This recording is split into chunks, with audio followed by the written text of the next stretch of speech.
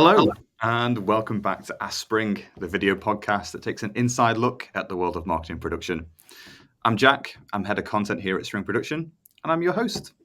Today, we're going to be pulling back the curtain on B2B marketing and exploring the most pressing challenges B2B marketing teams face, as how they experience and overcome economic uncertainty. We're going to cover how regional and global structures impact marketing production and adaptation processes, and discuss how internal pressures, time constraints, and economic factors all affect the efficiency and quality of content creation. And if you're lucky, we'll even provide some solutions along the way too. And to help us navigate through it all, I'm joined by Niessler, Client Development Director at Spring Production. Ina, it's amazing to have you here today. Do you want to introduce yourself? Yes, thanks a lot for the introduction, Jack.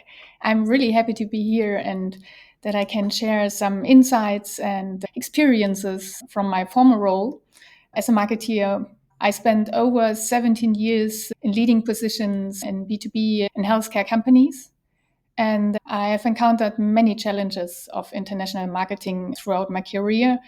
And in this podcast, I would like to share some of my personal experiences and insights with you. And I also would like to talk about possible solutions for these challenges and also how we solve these challenges, maybe for some clients, with or for some clients. And yes, and I always love to optimize and analyze processes and workflows and team setups, besides the very exciting marketing job at itself. And this always influenced my perspective and my work. I think we're really lucky to have somebody of your experience with us today, because I think there's so many kind of intricacies and complexities that often go unnoticed, I think, sometimes. And it takes a real expert that's worked in the industry to pick them apart and solve them. So I think I'm just going to dive in and ask you a big question. So we'll paint the big picture. Can you give me a snapshot of what it's like to work in a B2B marketing team? What's it look like on the ground? What are the challenges that they often face? Yeah, I would like to talk about some different aspects and perspectives. And the challenges are just a small selection. I would like to highlight. These are not all of the challenges B2B marketing is facing. One of the most difficult ones is the cultural differences. That means colleagues from all over the world. You have to work closely, and then you can learn and find out the different values of the different cultures and norming and expectations and way of working. And this also impacts the communication itself, the product development, and also the marketing strategy itself. So that's one of these challenges I would like to highlight. And also the most important one is language. Language is key. And for an international marketing, it's key to translate all needed marketing materials in the different languages, because it's easier and better and has a bigger impact for understanding the messaging and the description of the products. And also for some sectors like healthcare, it's mandatory to offer marketing materials, technical documentation, and training materials in all needed languages. That's a bunch of work. And also the regulatory affairs, you have to deal with it. There are a variety of regulations. They can differ from country to country, and it also has an impact on the documentation and materials you offer in different countries. So that's a lot. And also, I think we will dive deeper into it later, the budget, because an international marketing can be very expensive. And I was involved in developing a global marketing budget, but I also learned that it's important for the countries and subsidiaries that they have their own budget, for adaptation, versioning, translation, whatever. And so it's a kind of mixture of a centralized marketing versus decentralized marketing. It can be very complex to manage, and it's understandable from different perspectives why it's needed. Do you think that the complexity is the reason why it's so expensive, or are there other factors at play? Yeah, it's a complexity and in transparency, so to say. So sometimes the countries itself develop very good marketing materials, and then another country is doing the same work at the same time. And that means there's double work, and that's also expensive. Or maybe some misunderstandings regarding the messaging and the way of creating a marketing material or campaign. So this is always very complex and not easy to manage and control at the same time. And I guess as well, this complexity is made even worse by kind of localization, surely? Yes. That's also a very big point, because you have to localize your marketing materials, like I mentioned, yes, of course, before. And there can be many errors, and duplicated work, of course. And yeah, bigger campaigns can be rolled out by headquarters easily and just, so to say, translated, or the countries can add some more materials tailored for their markets and needs. But you also need the flexibility, on the other hand, for smaller and individual campaigns. Cool. And I think that what you've discussed there, there's a lot of talking points. And it's going to give me a good sense of what B2B marketing teams probably have to face day to day. But there's one thing that kind of sticks in my mind, and I think that this may have an impact as well, but please tell me if you agree. The structure of B2B marketing companies or B2B marketing teams within brands, how does the structure impact the efficiency and the effectiveness of marketing? Let me pick two possible structures, because there are many different structures out there, but just to explain it a little bit. And there are always pros and cons regarding the structure, organization, roles, and responsibilities, and so on. For one of these structures, let's say for a huge global companies, you mostly have different business divisions for different markets or products or whatever. And then, because the company is so huge, they usually organize it into regions. EMEA region, Asia Pacific, or the US or China as a region itself, because of the cultural differences and all these kind of things. And then under these regions, there are the different countries and subsidiaries. That means you have a global level, you have a regional level, and you have the local level. And for marketing, it means that you have to align on a global level, maybe the brand guidelines, the frames, what is really needed to have a global appearance of the brand, and the consistency. And that's also important. And then you have the regional level, where you can hopefully develop your regional campaigns. And also you have to make it fit for each country. And this has a lot of impact on your work, on your stakeholders, and all these kind of things. And there's another possible structure which is not that complex. For example, also these different business divisions, and then you have different subsidiaries or resellers, distries, so to say. You have to communicate with, and you have to produce and create the right marketing materials, and have to find out which is the best way to promote your products, and also to support sales, of course.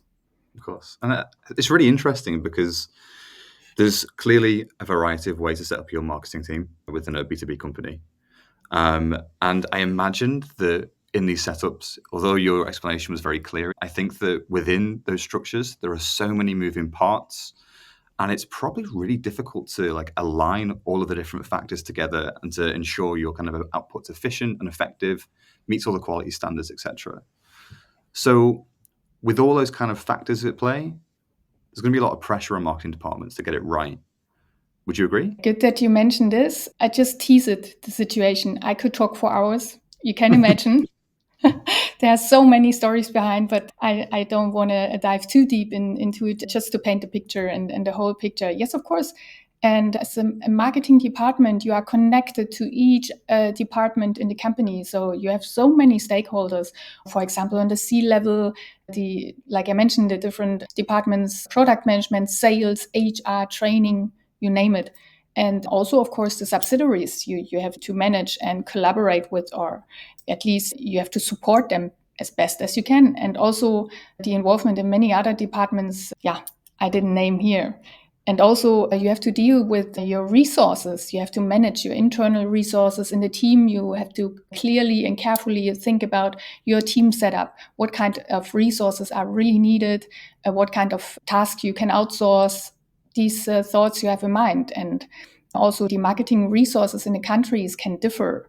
Maybe a bigger subsidiary has a very nice small marketing team, and they can take care of everything. They have the same understanding like you. But for other subsidiaries, there are other people in charge for the marketing materials, so you have to support them differently. They have different needs. And there's also another huge challenge. These different stakeholders would like to collaborate with you. They have expectations, and they also have their own timings. And you have to deal with all these different timings. as well as priorities. So you have to find the most efficient and effective ways, sometimes from day to day. So this is very agile, interesting, but also very challenging. Yeah, of Yeah. course. And the last point is also who's the decision maker. Just to mention it quickly, the approval process can be very complex. And then you have to find a good way to balance it, because it's versus faster time to market. And sometimes you also need flexibility. Of course, and I think that when you talk about all these different factors, like it boggles my mind a little bit. There's so much for these marketing departments to actually do and manage day to day. And I think that we had a conversation quite recently, and you talked about how like the roles of sales and marketing are changing. And you Mm-hmm. said to me that the boundaries are blurring a little bit in some B2B organizations. Oh, Is that yes. is that a challenge as well, do you think? Absolutely. It was a transformation, and it's Hmm. still a journey. It's a good one because it became more integrated with sales, the marketing, because then you use all the data. Some marketing teams or companies found out it needs to be more customer centric communication and marketing and digitally focused more. So this is what changed a lot. And the work became more close to the sales team, and also using all these kind of data and new channels. And the marketing departments also are in charge now for the lead generation, at least, or to help the company grow. So this is important. Absolutely, yes. And do you think that it's been an easy transition? Do you think that this kind of new ways of working and collaborating with sales and marketing is been an easy thing, or has it been quite challenging, do you think? It is challenging. I think that the development is a really good one, because it's, from my personal perspective, it's important that sales and marketing always collaborate very close, because the sales team has all the knowledge from the market, from the target group. They have to deal with objections every day, and it's very important that they tell the marketing team what is happening in their daily work, so that they can really bring in their knowledge and expertise and can help to grow together. That's my message to marketing and sales out there. And that's the collaborative approach, and it can maximize the results. Yeah, I think that it's a question that's been asked for years, hasn't it? That how do you get sales and marketing to work together? There's always going to be like a disconnect with communication between the two teams. But I think that once you finally find a way to work well together, then you complement each other. You're all working towards the Yeah, same goal. Let's not work in silos. Let's go forward together, I guess. exactly. And I think that Yes. one thing that just sprung to my mind when I first introduced the podcast, I mentioned that economic uncertainty is always a factor that's bubbling beneath the surface. It puts the fear of God into some B2B companies, especially their marketing teams. Um, and it's always got to be a consideration. They may be safe now, but there's always got to be some sort of plan or something that Yeah. is there ready to help them navigate uncertainty in the economic climate. And I think one of the big impacts that this feeling has is that lots of budgets are being cut, but the expectations are still the same, right? Oh, And yes. and that Yes. influence decisions. How does that impact kind of decision making in companies, do you think? That was a pretty good summary, Jack. Thanks for that. And it's a really hard challenge.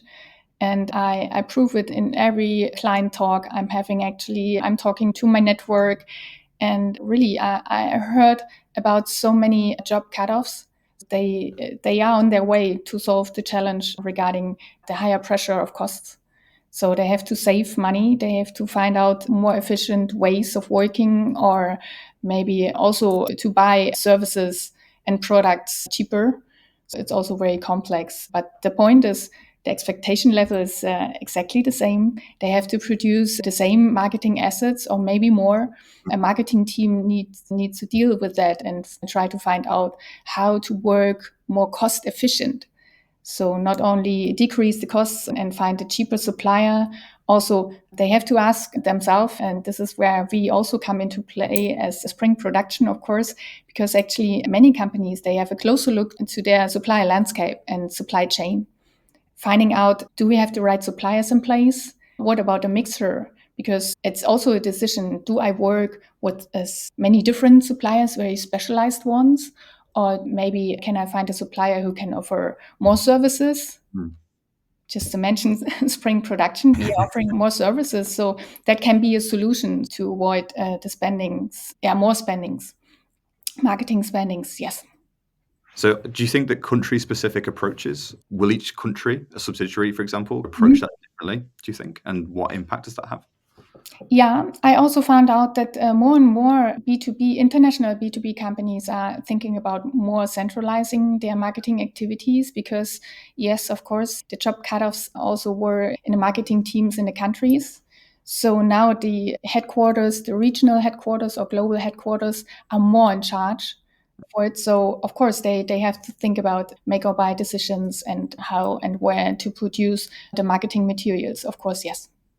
So another point that sticks out to me is that you mentioned earlier about workloads. And I think that with B2B marketing teams managing so many different areas, so many subsidiaries, external partners, internal teams, it sounds like a real juggling act. What is the effect this is having on the production process?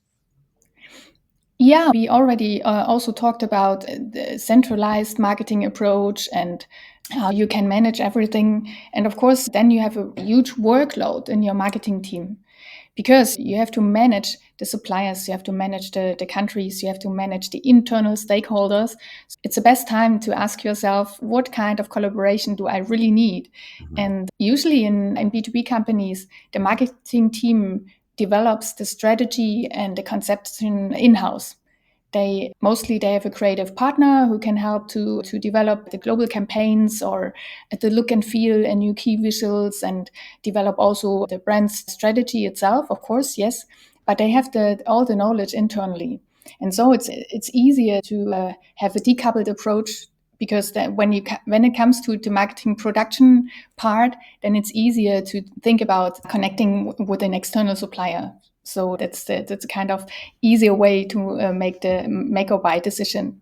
And this is also where spring production can help because what is different to other suppliers from our perspective that we are offering a huge project management team and we can take over these kind of tasks like coordinating the countries, for example, and managing everything so that the countries can come to us directly and we can take care of the marketing materials, of the marketing production itself.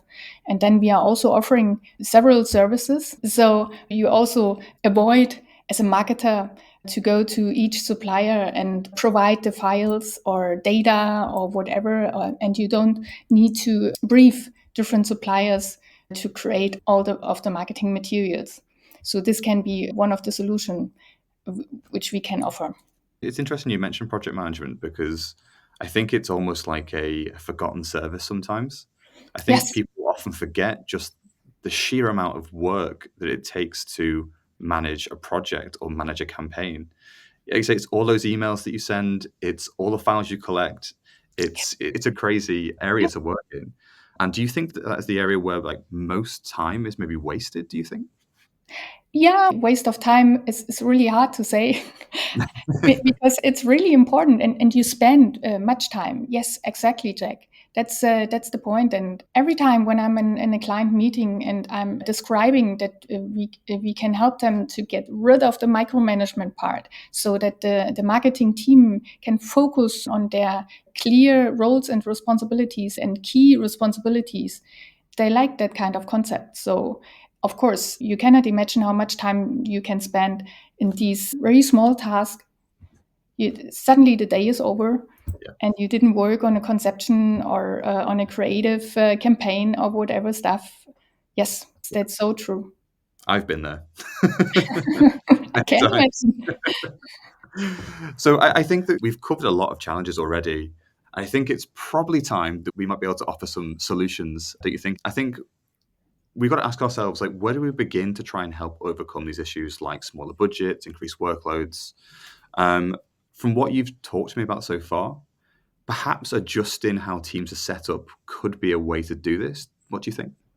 Yeah, I can maybe describe two different setups. I know there's also so many variations in between, but let's describe usually, like I mentioned, a B2B company has a huge in house marketing team with all the functionalities. Usually when a company is a bit older, then they started with a huge graphic design team because you can provide each and every material. You are really close to your internal stakeholders. Every marketer has a clear picture about the products and the markets and the target groups. So it's easier for them to work with the marketing team directly. That's a kind of in-house agency who can offer all the service from their department and setup. But beside these direct management of resources and really close communication ways, you also have some challenges. If you ask yourself as a marketer, what about the peaks? And you have to always prioritize. And sometimes you need to ask yourself, can I really do everything which is needed? Or can we just do what we can based on our resources and abilities? And also, if you think about the country management, it can be very special because it's always it's always a question of a time to market. Is it the right material you are offering? That's always a question when you talk to the countries. I just would like to connect it with our solution, what we can offer, because we love it lean and we love to optimize. And we really would like to look behind the curtain of our clients because it's not only producing all the marketing materials fast and for a good price, for the best quality, and then you can deliver to the front door. And then the client has to deal with it. We do it differently because we connect very direct and close to our clients. So it's also possible that these huge in-house agencies or departments can connect with our specialists in the production directly so that a graphic designer can talk to another graphic designer. So I know usually the word is not very well accepted, but we can also offer like a workbench. We are the machine park, we are the muscle, and so we can help also these huge in-house agencies in a B2B company, of course. This is what I wanted to add. Yeah, sure. I think just touching on some of the things you've mentioned already, you mentioned often with in-house teams, they have a set kind of areas of specialisms. They have graphic designers, for example. But do you think that in-house teams maybe suffer from skill gaps? Do you think that they often have all the resources and all the talent they need to get the jobs done? Is that a thing or is it a problem? That's a really good question because if we think about the evolution and revolution of marketing materials and new channels and the digital channels, and it's impossible that you can grow your internal department or agency based on the needs out there. So you have to decide. There's a point where you have to decide: is it now a make or buy decision? So we can also help to close these kind of name it gaps and the gaps for resources and abilities. So we can closely connect and help out. Maybe you have in mind the typical 3D CGI in motion work. It can be very high. If you prepare a product launch or a campaign, or you have a huge and important exhibition, of course, then you need it. And then the rest of the year or for the next month, you don't need it. So this is where we can come into play and can offer that kind of very important support. Yes. Yeah. I think I've experienced it myself as well. I lead the content and copywriting team here at Spring Production, and we work with a lot of European international brands who have many subsidiaries in European countries. Yeah. And one of the biggest skill gaps that I see these kind of regional teams have is native English copywriting. Mm-hmm. Of course, a lot of these kind of in-house teams, they have great graphic designers, they have some motion artists, but they are lacking kind of content writing. So quite often they'll come to us knowing that we're based in Manchester, we have a team of native English writers, and we can deliver that kind of like master copy in English, which then goes on to be translated or localized or whatever else. I think that especially when it comes to content writing, having native English writers in an international market is almost like a unicorn to find sometimes. It's so difficult for them. Yeah. So it's something that I've been quite happy to work with. It's really nice to work with clients who require our skill set, and it's something that it's hard for them to find. But yeah. Exactly. That's also a really important aspect. Good that you mention it. Yeah. I think the in-house model itself, it is an interesting one, and it does have a lot of benefits. A lot of companies have refined their in-house teams and got the most out of them. But I think there are different ways to structure a team. I hear a lot about the decoupled approach. Can you tell me a bit more about that? Yeah, there are also a different setup of the marketing team where you only have the strategy and conceptual part in your team in-house. Of course, also the key positions for a creative graphic designer who can have an overview about the brand itself and the corporate design guidelines, and also manage and develop the campaigns, the new campaigns. And this is absolutely makes sense if you have these capabilities and resources in-house to do that. And then you can also have a support from external creative partners. But then you also have to have it decoupled already, so you can easier involve an external marketing production partner like Spring Production. And then it's clear that you outsource all your marketing production, and then you can scale it. You can use it very flexible. You can have it in a shorter time. You have all these special knowledge and abilities in place you can use. That's pretty good.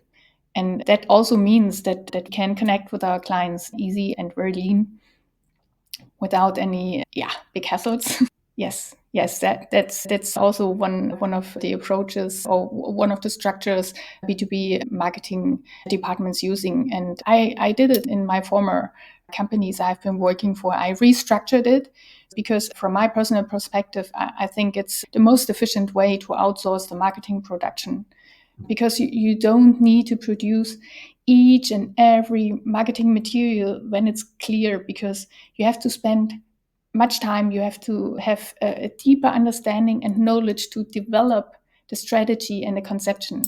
It's so important for a company.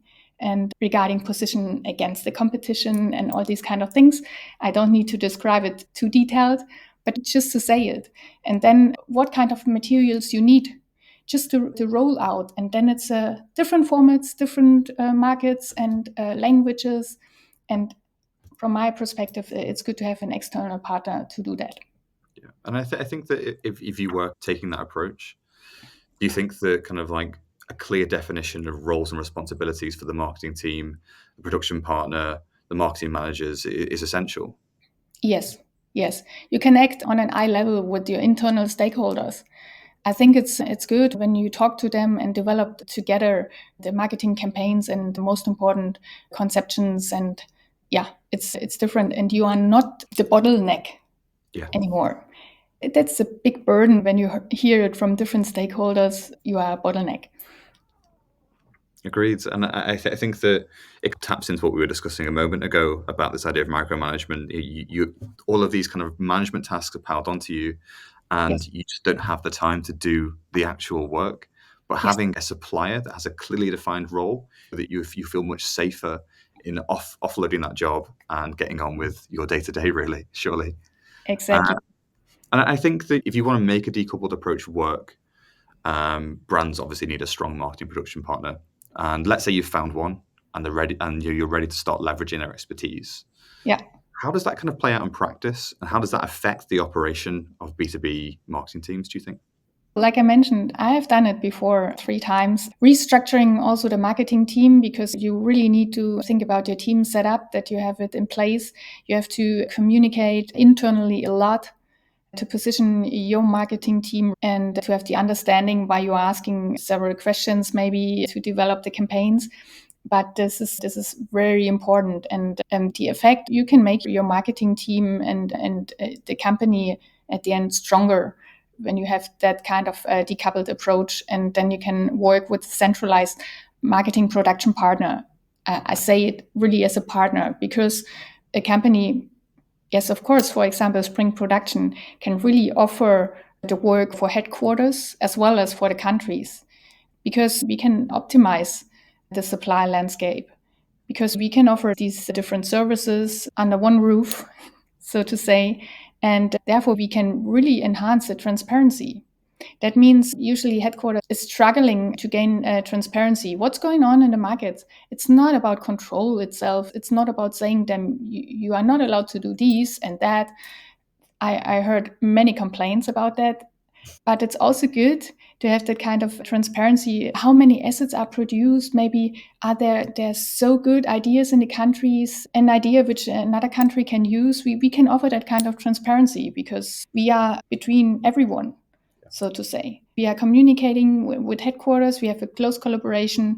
We have the knowledge of the corporate design guidelines. So we can produce directly for the countries the needed marketing materials. That's one of the things. And also to improve time to market. We mentioned it before. You are always too slow. Yeah.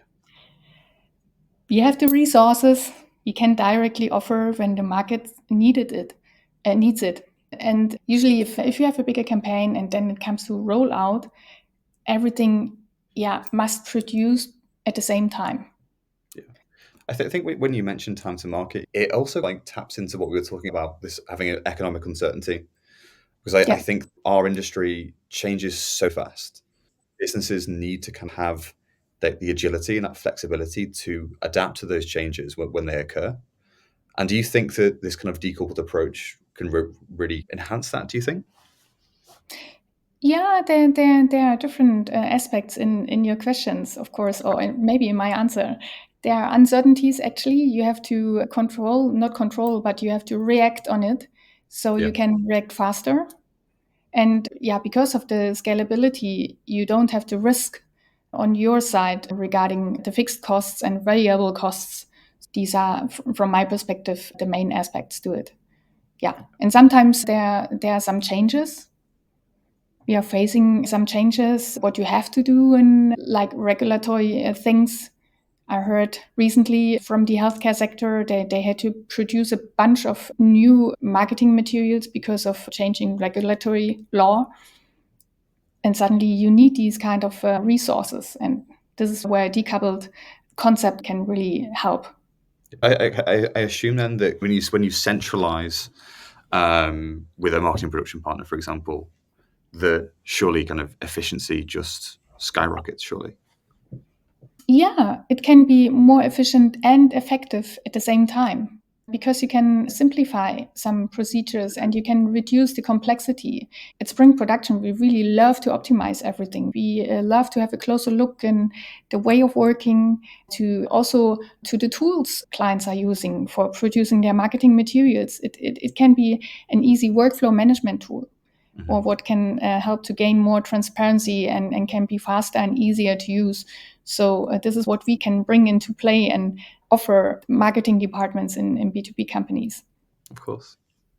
And also not to forget, the improved brand consistency, of course, because when it's out of one hand or there's another brand guard in play, like we can be, then it's easier because if the country is just working with us directly, then we have the deeper knowledge and understanding of the corporate design guidelines, and we can make sure that the materials are fitting to the brand.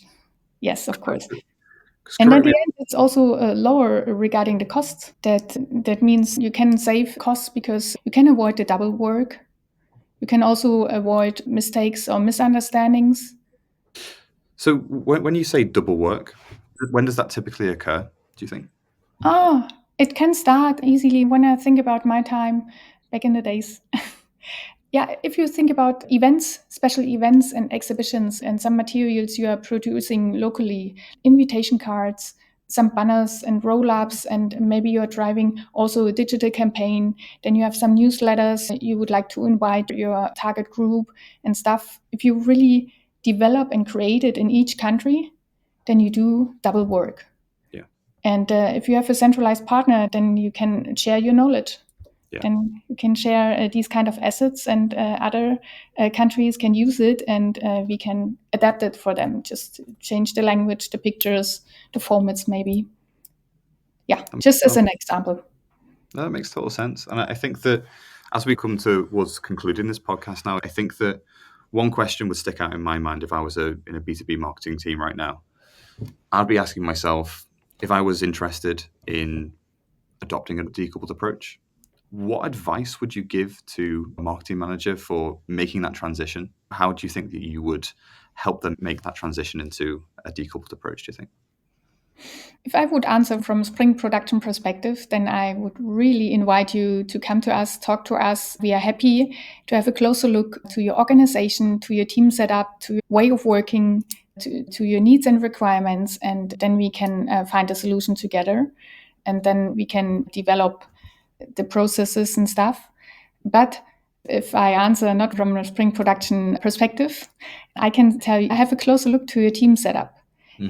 First of all, have a closer look for what kind of resources and abilities do you need in your team to do very important work like developing the strategy and the concepts itself. And then have a closer look if you have a part of the production in your team as well.